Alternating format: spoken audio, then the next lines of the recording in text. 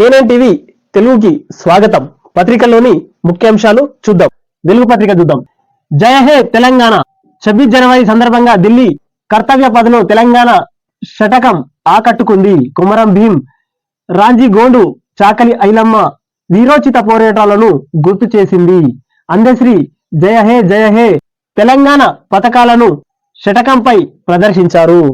అంటే మనకు తెలంగాణ వచ్చినప్పటి నుంచి ఇది ఒక 3వ శతకం అన్నమాట ప్రదర్శించడం. ఇది 5వ పేజీలోని వార్త. ఇది తెలంగాణ శతకం నిన్న చాలా ఆకర్షణీయంగా సుందరీకరంగా మన శతకం వెళ్తుంటే ఫ్రాన్స్ అధ్యక్షుడికి నరేంద్ర మోదీ గారు చూపిస్తూ ఇది తెలంగాణ శతకం అంటూ చెప్పడం జరిగింది. నియంతృత్వానికి చరమగీతం. గత ప్రభుత్వం ఏనాడు సామాన్యులకు అందుబాటులో లేదు. కష్టం వస్తే ఎవరికి చెప్పుకోవాలో తెలియని పరిస్థితి ఉండేది. పేదల కన్నీళ్లు తుడిచే నాదుడు లేని పాలన గతంలో చూశాం. ఇప్పుడు తెలంగాణ ప్రజాస్వామ్య పాలనలో ఉంది. మహాత్మా జ్యోతిరావు పూలే ప్రగతి భవన్లో ప్రతి మంగళవారం, శుక్రవారం ప్రజావాణి నిర్వహిస్తున్నారు. ప్రజల సమస్య వినేందుకు మంత్రులు అందుబాటులో ఉంటున్నారు. సెక్రటరియట్ లోకి సామాన్యుడు సైతం వచ్చి ముఖ్యమంత్రిని, మంత్రులను కలిసి సమస్యలు చెప్పుకునే స్వేచ్ఛ వచ్చింది. గవర్నర్ తమిళిసై సామాన్య ప్రజలకు ప్రగతి భవన్లోకి వచ్చి తమ సమస్యలను చెప్పుకోవడానికి ప్రజలు వస్తున్నారు. ముఖ్యమంత్రి, మంత్రులు అందుబాటులో ఉంటున్నారు అంటూ ప్రసంగం గవర్నర్ తమిళిసై చేశారు. నియంతృత్వానికి చర్మగీతం. అహంకారం చెల్లదని తెలంగాణ సమాజం తీర్పు ఇచ్చింది. ప్రజా ప్రభుత్వాన్ని ఏర్పాటు చేసుకుంది గవర్నర్ తమిళిసై. ఉద్యోగాల విషయంలో గత ప్రభుత్వం నిర్లక్ష్యం చేసింది. అన్ని వ్యవస్థలను ధ్వంసం చేసింది. వాటన్నిటిని సరిదిద్దుకుంటూ ముందుకెళ్తున్నాం. మాట నిలబెట్టుకుంటాం. రుణమాఫీ చేస్తాం. 6 గ్యారంటీలను అమలు చేస్తామని వెల్లడి.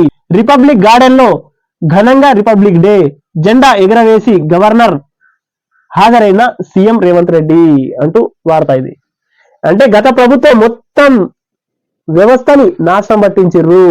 నాశనం పట్టించినటువంటి వ్యవస్థని మళ్ళీ గాడిలోకి తీసుకొస్తాం. ప్రభుత్వం 6 గ్యారెంటీలు ఏవైతే ఇచ్చిందో నెరవేరుస్తాం.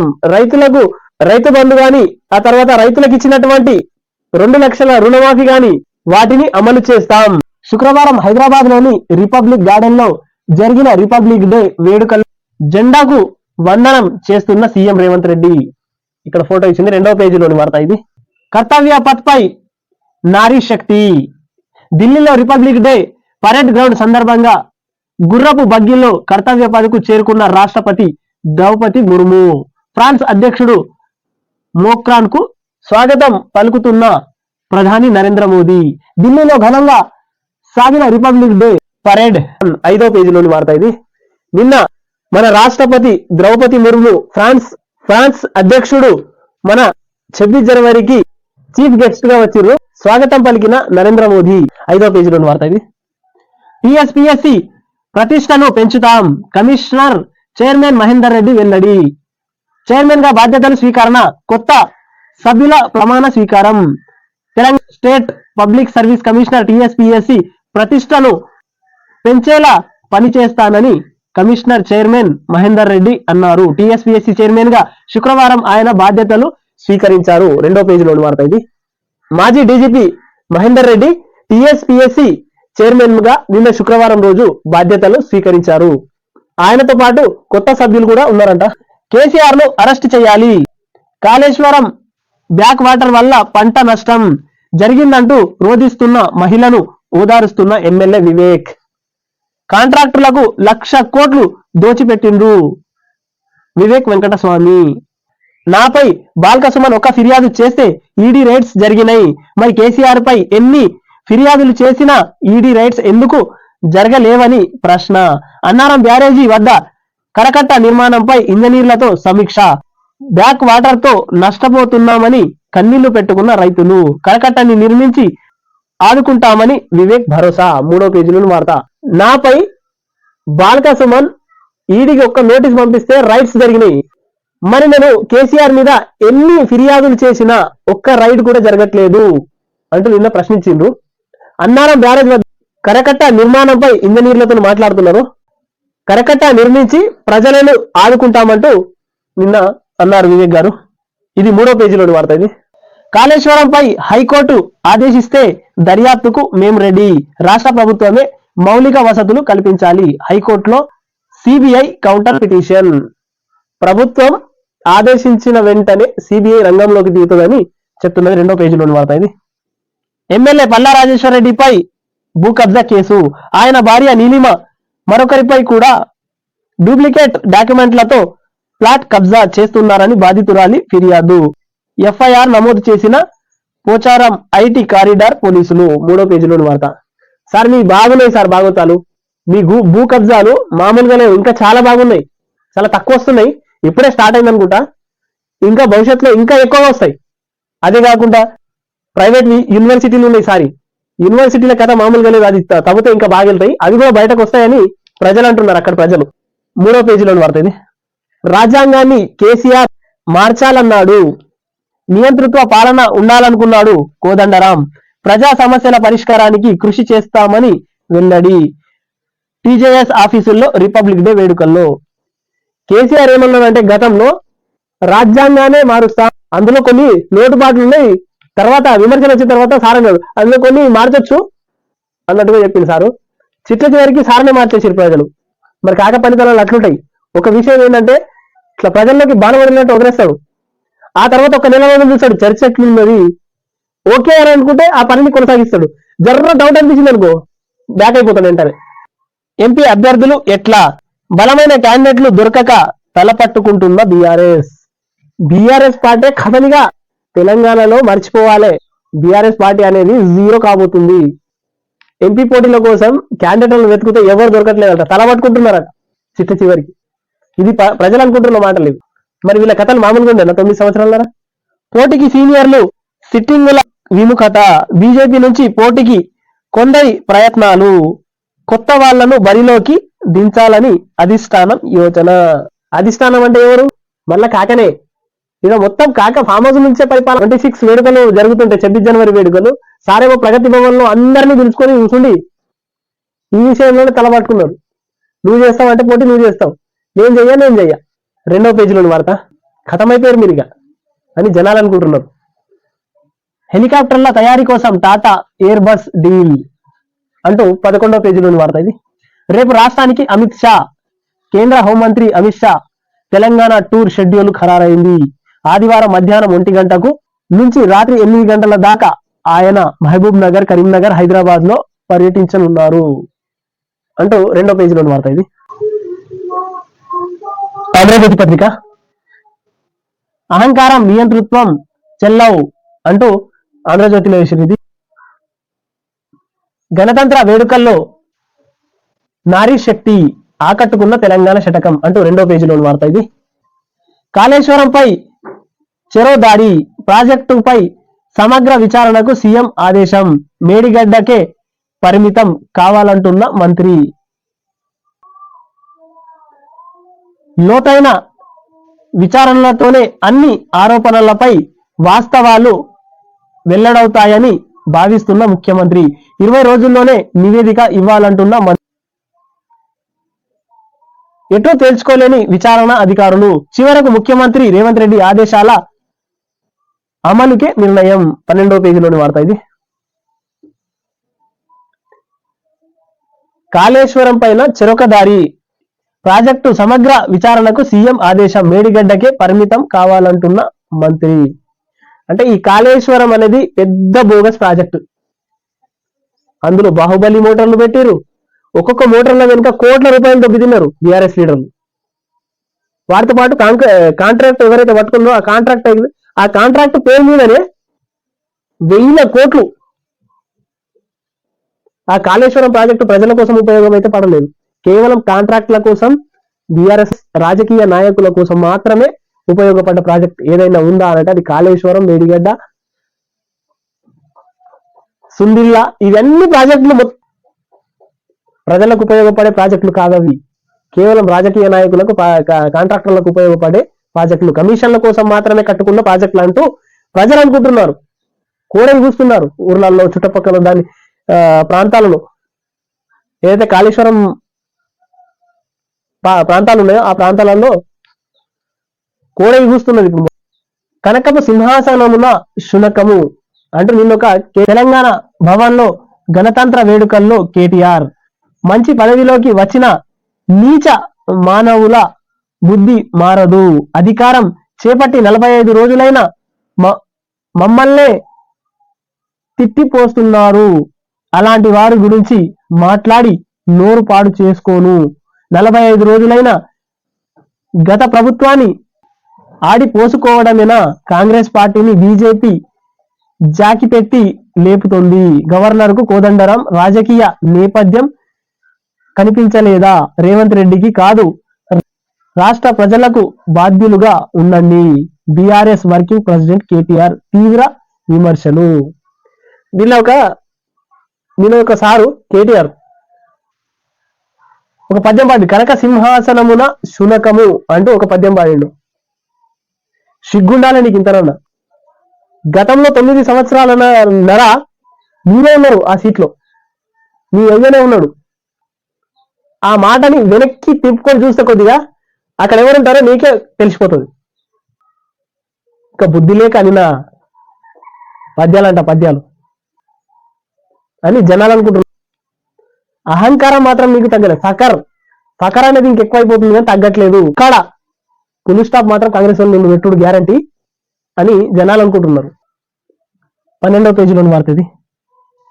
మిమ్మల్ని చవటలు విధవలు అనగలం, డిక్షనరీలు వెతికి మరీ మీవి విలువలు లేని రాజకీయ.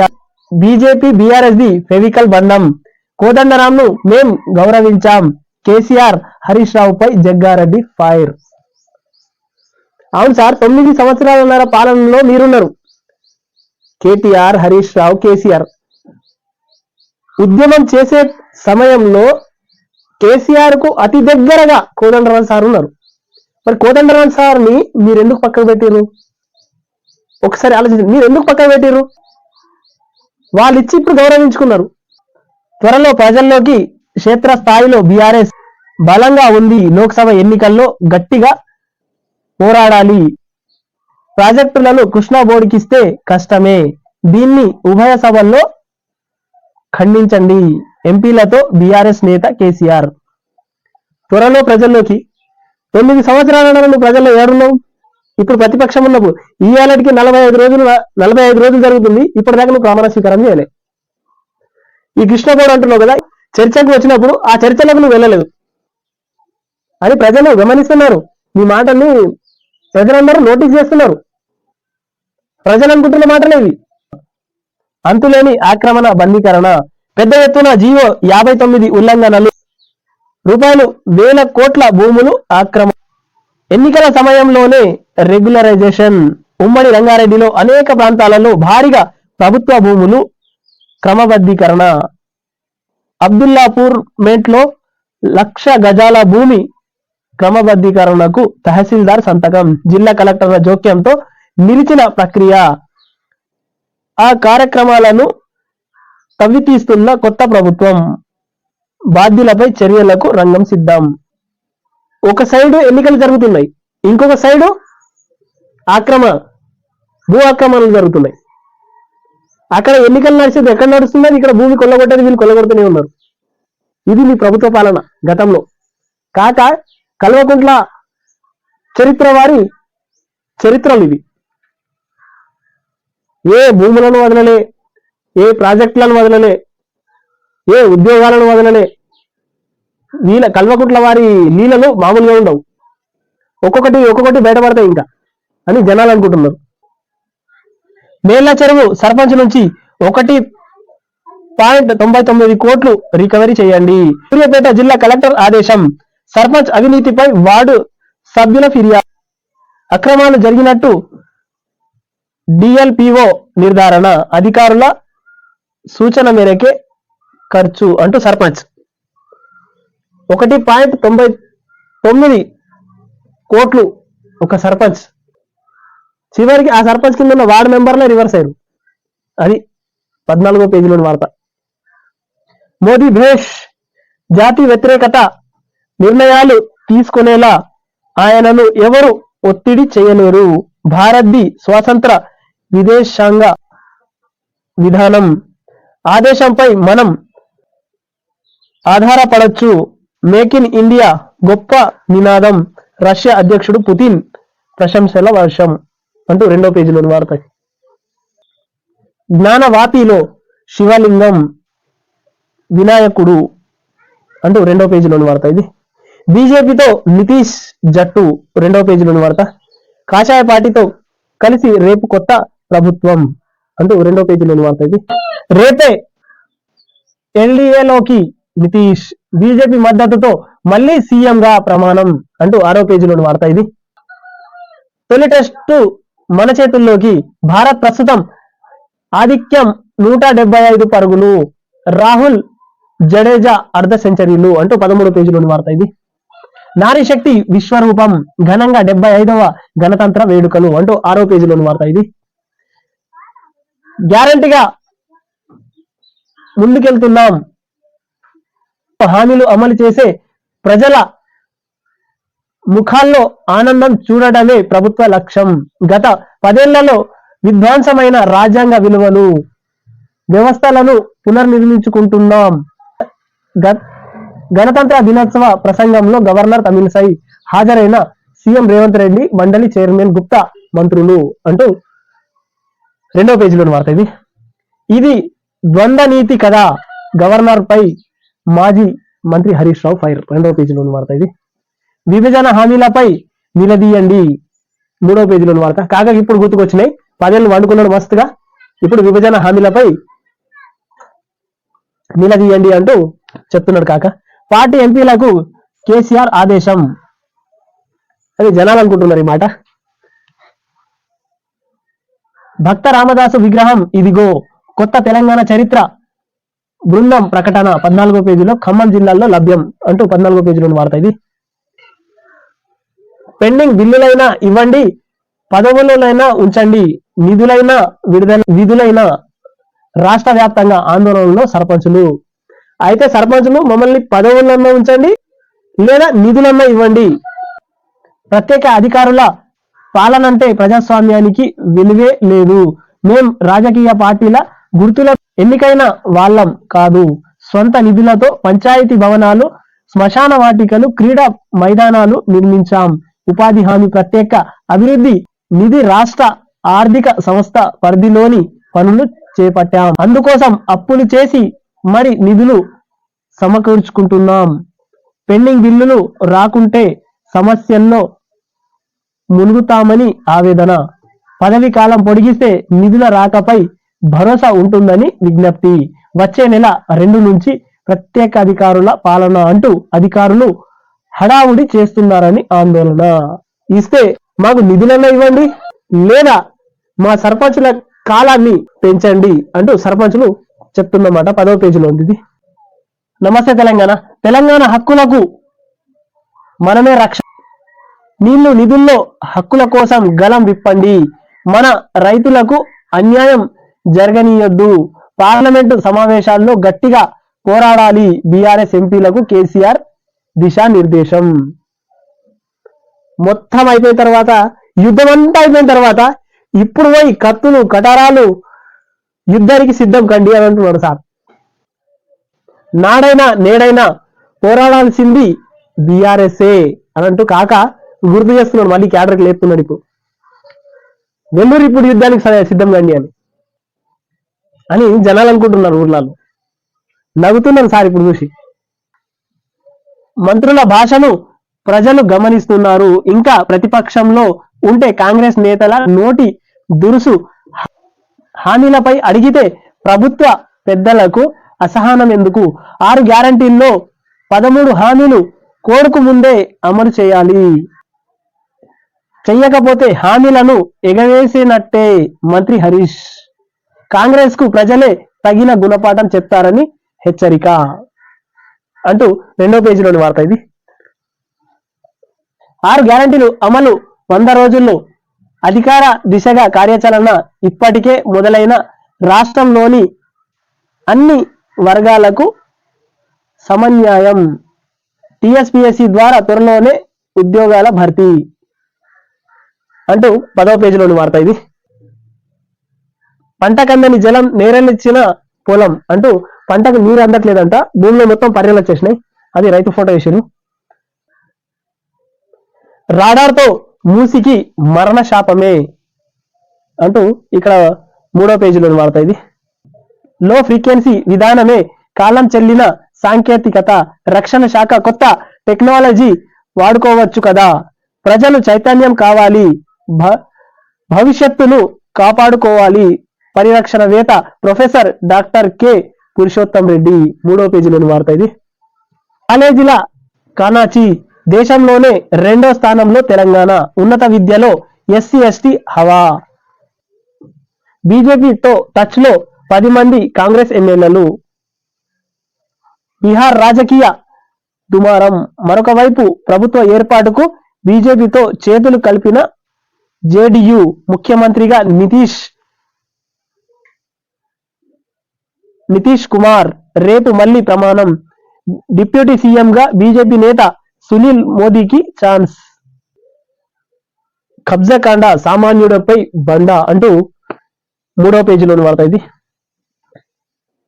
నరమేధం ఆపేయండి 12వ పేజీలోని వార్త. సోషల్ మీడియా హానికరం అంటూ 12వ పేజీలోని వార్త. ఎందుకంటే కాకకు సోషల్ మీడియానే కదా మోసం చేసింది అని కాక అనుకుంటున్నాడు. సోషల్ మీడియా ఎంత వాడుకుంటే, సోషల్ మీడియా ఇప్పుడు వచ్చేది మొత్తం సోషల్ మీడియానే, ఎవరి చేతుల్లో చూసినా మొబైల్స్. సో గతంలోనే కాకుండా నెక్స్ట్ వచ్చే ఫ్యూచర్ కూడా సోషల్ మీడియాదే ఉంటది. కానీ ఇక్కడ సోషల్ మీడియా హానికరం అంటే ఇచ్చింది కాక. పత్రిక వాళ్ళకు ఎలక్షన్ లో కరెక్ట్ పనిచేయలేదు కదా సోషల్ మీడియా, అందుకే ఈ వార్త కావచ్చు. పెచ్చరిల్లుతున్న నిరుద్యోగం 14వ పేజీలోని వార్త. ఇది K9 టీవీని సబ్స్క్రైబ్ చేయండి, షేర్ చేయండి,